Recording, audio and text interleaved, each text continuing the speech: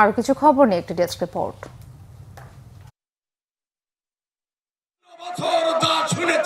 বিএনপির স্থায়ী কমিটির সদস্য ইকবাল হাসান মাহমুদ টুকু বলেছেন, আওয়ামী লীগকে 41 সাল পর্যন্ত ক্ষমতায় রাখতে বিএনপিকে নিশ্চিহ্ন করতে চেয়েছিলেন শেখ হাসিনা, কিন্তু গণ আন্দোলনের মুখে ভারতে পালিয়েছেন তিনি। বিকালে সিরাজগঞ্জের কাজীপুর উপজেলা মাঠে উপজেলা বিএনপির জনসভায় প্রধান অতিথির বক্তব্যে তিনি কথা বলেন।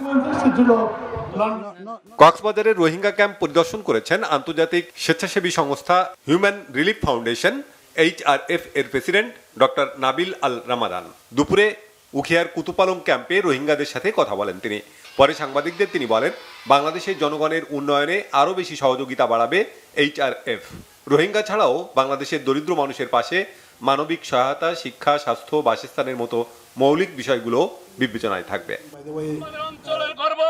বাগেরহাটে জিয়া অরফানেজ ট্রাস্ট পরিচালিত ফতেপুর এতিমখানা ও কারিগরি শিক্ষা প্রতিষ্ঠান ধ্বংসের হাত থেকে রক্ষা ও নতুন করে চালুর দাবিতে মানববন্ধন হয়েছে। বিকালে সদর উপজেলার ফতেপুর শিক্ষা প্রতিষ্ঠানের সামনে এলাকাবাসী ও ট্রাস্টে জমিদাতারা এ মানববন্ধন করে।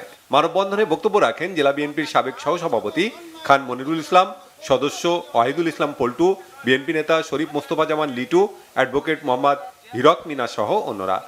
বক্তারা জিয়া অরফানেজ ট্রাস্ট পরিচালিত প্রতিষ্ঠানটি নতুন করে চালুর দাবি জানান।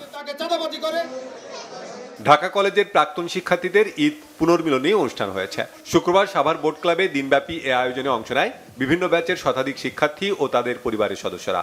আয়োজকরা জানান, নিজেদের মধ্যে বন্ধুত্বের যোগাযোগ বাড়াতেই এ ধরনের আয়োজন।